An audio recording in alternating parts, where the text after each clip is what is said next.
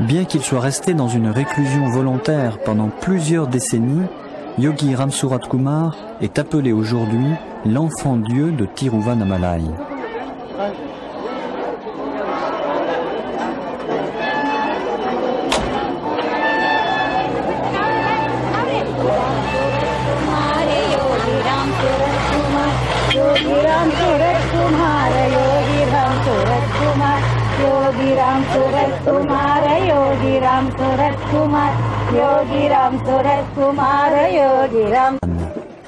Traditionnellement, le darshan est la vision de la réalité divine sous une forme humaine.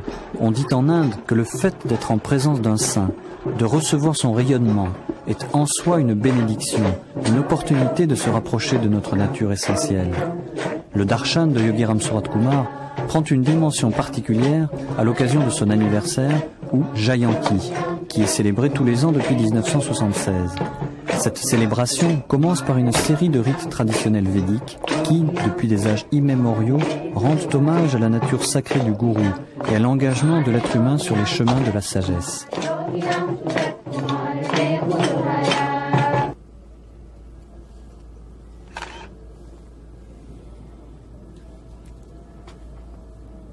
Tout chemin spirituel nous enseigne que la réalité est constituée de deux dimensions. Une dimension relative, entièrement régie par les lois de cause et d'effet. C'est la dimension visible, horizontale de notre univers quotidien. Dans cette dimension, notre conscience est identifiée à notre corps, à notre histoire personnelle, à notre ego.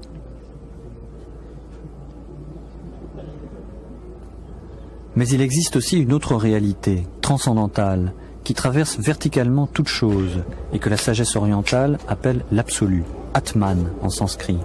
Dans cette dimension, la conscience de soi devient conscience du soi en tant que non dépendant, illimité.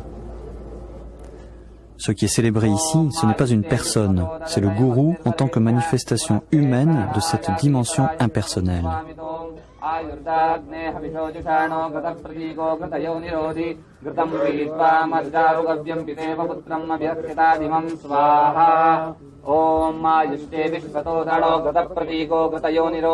Ghudam pritva madjarugavyam videva putram abhiraksitadimam swaha. Om ayushte vishvato dadadayam adnirvarenyah punaste pranahayati parayakshmakum suvamitom ayurdagneha havisojusano gataparayakshmakum suvamitom ayurdagneha havisojusano gatapravigo gratayonirodhi. Yogi Ramsurat Kumar parle rarement de lui, et toujours à la troisième personne, car aux yeux du sage, l'essentiel n'est pas réductible aux critères biographiques communs. Il dit de lui-même, « Ce mendiant est mort en 1952 au pied de lotus de Bhagwan Ramdas ». On sait toutefois que Yogi Ramsurat Kumar est né en 1918 près de Bénarès, où il a reçu une formation universitaire et a enseigné quelque temps. Ayant manifesté très tôt une intense passion mystique, il est parti en 1947 sur les routes, des Himalayas jusqu'au sud du pays, allant de retraite en ashram, à la rencontre de ceux qui allaient le guider. Au cours de ce périple, Yogi Ramsurat Kumar va recevoir l'enseignement de 3 des plus grands sages de l'Inde contemporaine. Ils ont chacun suscité une abondante littérature et leur nom seul brille d'un éclat particulier, bien au-delà des frontières de l'Inde. Sri Aurobindo, dont le génie spirituel et intellectuel attirera des foules immenses. Son ashram d'Auroville, près de Pondichéry, sera célèbre dans le monde entier. Ramana Maharshi, éveillé à l'âge de 17 ans à partir d'une exploration radicale de la question « Qui suis-je ?», on a dit de lui qu'il était un Mozart de la spiritualité, et son regard seul pouvait définitivement changer la vie de ceux qui l'approchaient. Enfin, son principal instructeur fut Swami Ramdas, dont les carnets de pèlerinage, largement diffusés en Occident, relatent 10 années d'une errance entièrement guidée par la répétition du nom de Dieu, Ram. D'une bonté et d'un humour légendaire, on le nommait familièrement Papa Ramdas, et il fait partie des sages qui ont été filmés par Arnaud Desjardins dans les années 60.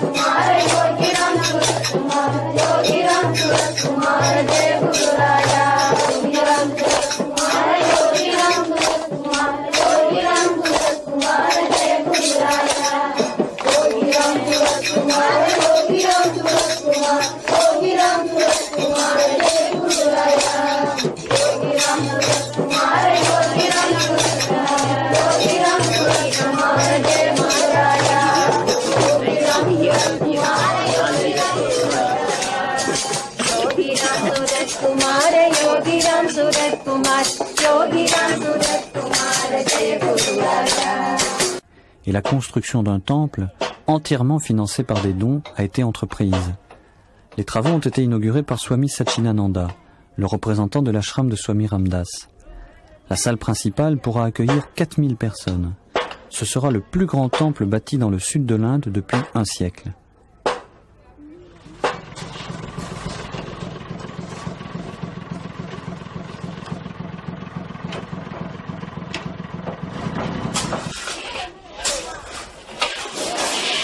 Il peut paraître paradoxal qu'un mendiant ayant placé toute sa vie sous le signe du détachement inspire à 78 ans la construction d'un tel monument.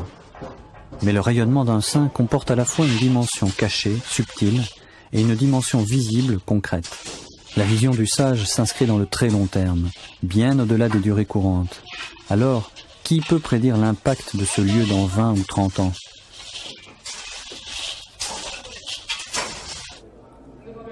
Nous sommes dans la rotonde du futur temple.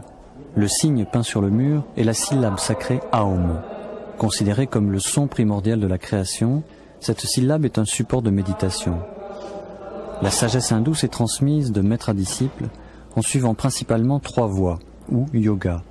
Le karma yoga, reposant sur des pratiques corporelles, le jnana yoga, reposant sur une compréhension de la nature de la réalité, et le bhakti yoga, centré sur une relation purement dévotionnelle avec ce qui est. Yogi Ramsurat Kumar s'inscrit dans la tradition de la bhakti.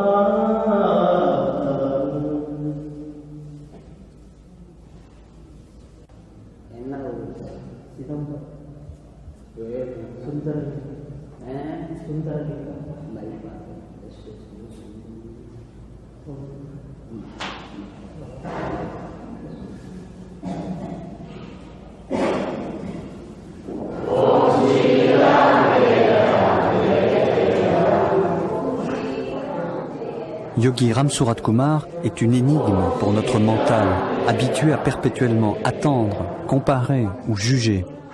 Il parle peu, n'écrit pas, et son enseignement tient finalement en ces quelques mots qui pourraient résumer tout chemin spirituel. Rien d'autre n'existe que mon Père.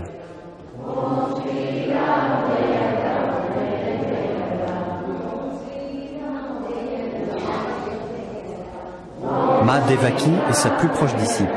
Elle incarne la dimension féminine de l'ashram, où son total dévouement et sa bonté sont reconnus par tous ceux qui l'approchent.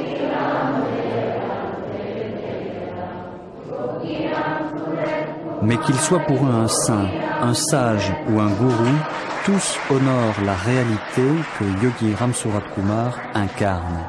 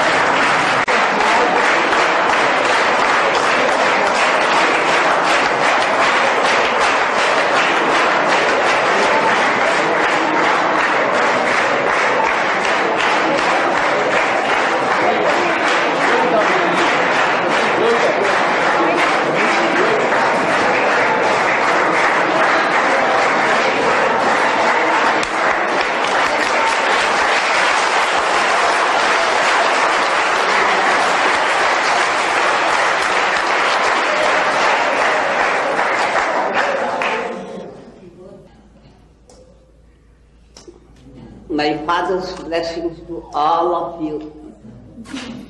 My father blesses all. My father blesses all.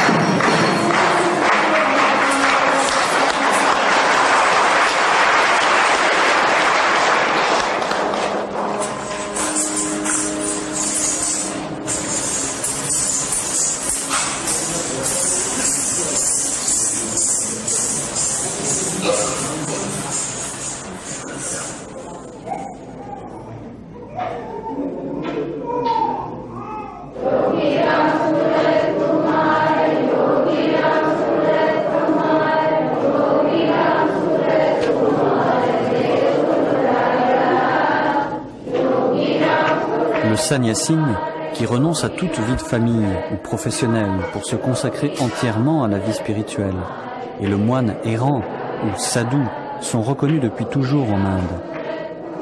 Le sadhu voyage perpétuellement, s'interdisant de rester plus de 3 jours au même endroit.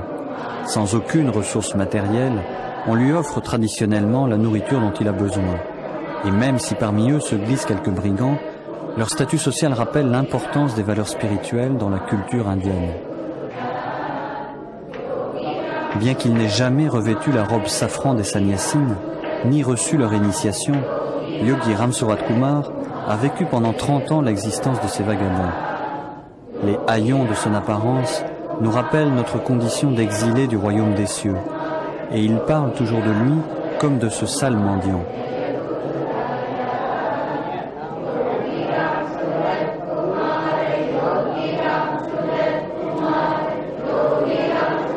Alors que son anniversaire est l'occasion de festivités diverses, il rend hommage à tous ceux qui ont placé leur existence entière sous le signe de l'essentiel et leur offre un châle, symbole de notre enveloppe spirituelle.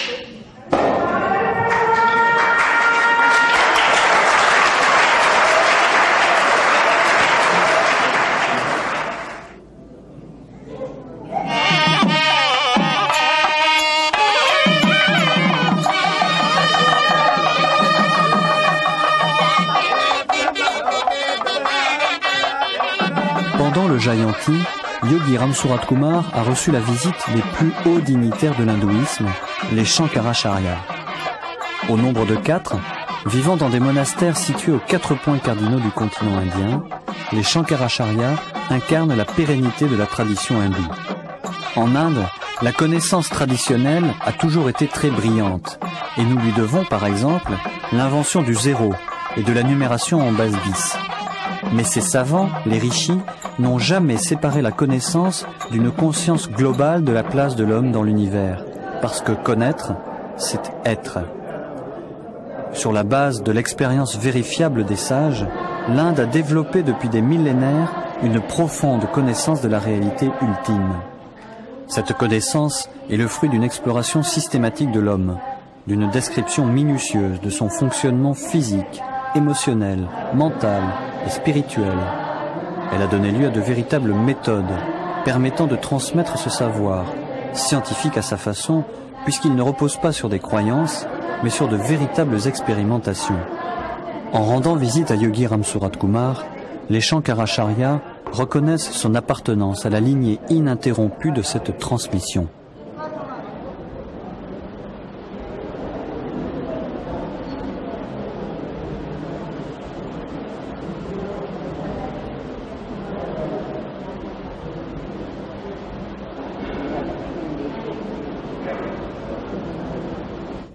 Pour les hindous, 3 principes divins règnent sur toute forme de manifestation. Brahma, le créateur, Vishnu, le conservateur, et Shiva, le destructeur permettant le retour à l'équilibre. Le mont Arunachala est le temple élevé par la nature à la gloire de Shiva. Tous les ans, on célèbre en son honneur le Dipam, ou fête de la lumière, et on vient parcourir à pied les 12 kilomètres autour de sa base. La répétition des syllabes sacrées Arunachala Shiva est un hommage à la puissance de ce lieu. Certains mystiques, dont Ramana Maharshi, l'ont considéré comme un véritable gourou, et les nombreuses grottes que l'on y trouve ont toujours abrité des renonçants.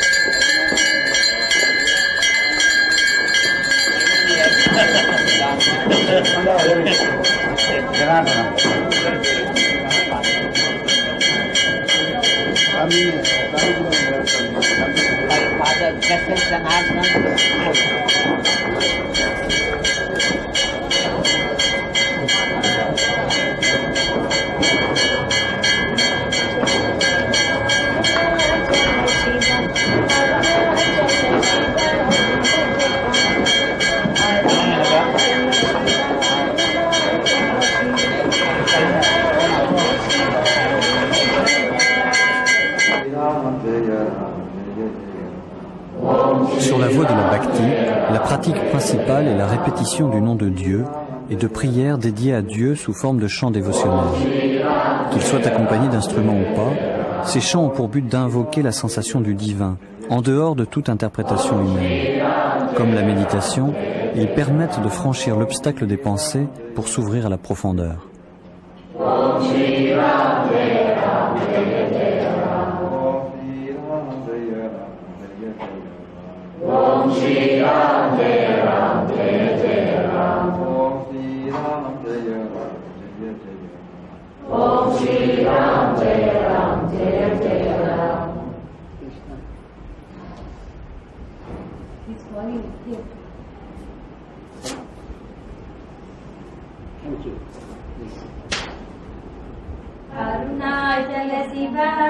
Pendant chaque darshan, certains font bénir un projet, demandent une guérison ou simplement amènent une offrande.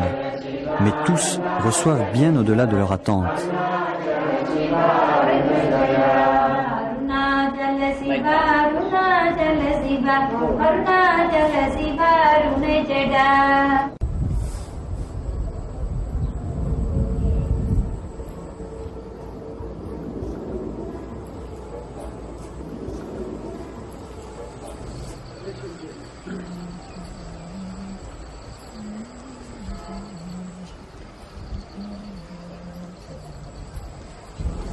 Ce que nous appelons la foi est souvent considéré comme une forme de croyance. Être en présence du gourou, c'est comprendre et sentir que la foi véritable s'enracine dans une certitude, celle de la liberté absolue de notre être.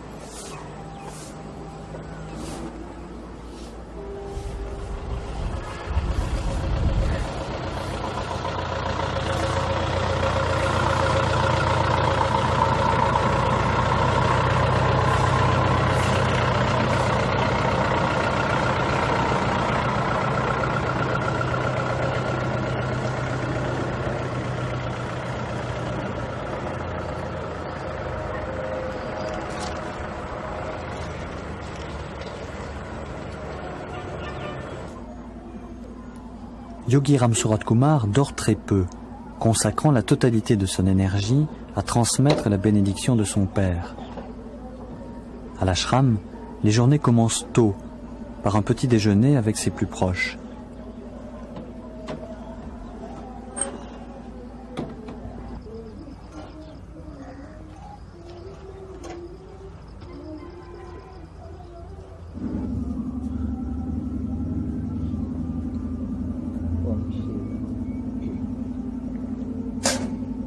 Om Shri Ram Jaya Ram Jaya Jaya Ram. Om Shri Ram Jaya Ram Jaya Jaya Ram. Om Shri Ram Jaya Ram Jaya Jaya Ram. Om Shri Ram Jaya Ram Jaya Jaya Ram. Om Shri Ram Jaya Ram Jaya Jaya Ram. Om Shri Ram Jaya Ram Jaya Jaya Ram. Om Shri Ram Jaya Ram Jaya Jaya Ram. Om Shri Ram Jaya Ram Jaya Jaya Ram. Om Shri Ram Jaya Ram Jaya Jaya Ram. Om Shri Ram Jaya Ram Jaya Jaya Ram.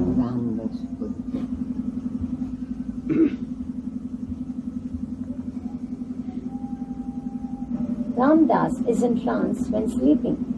He is in trance while sitting. He is in trance while walking. He is in trance at all times. When God's grace came to Ramdas, he never felt he deserved it. What he did in the past lives to merit it, he does not know. In this life, he did not do anything to make himself fit for grace.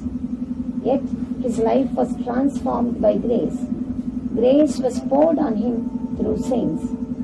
Saints are gods on earth, even more than God. What brings about our contact with them? God's grace, Atma Kripa alone. It does not come by our struggle or effort. Guru Kripa comes in a second when we are in his presence and we are transformed. Ramdas Guru told him, "My son, repeat this mantra always. Shri Ram, Jai Ram, Jai Jai Ram, and you will attain immortal bliss." What did he say? Repeat the name always. Ramdas thought.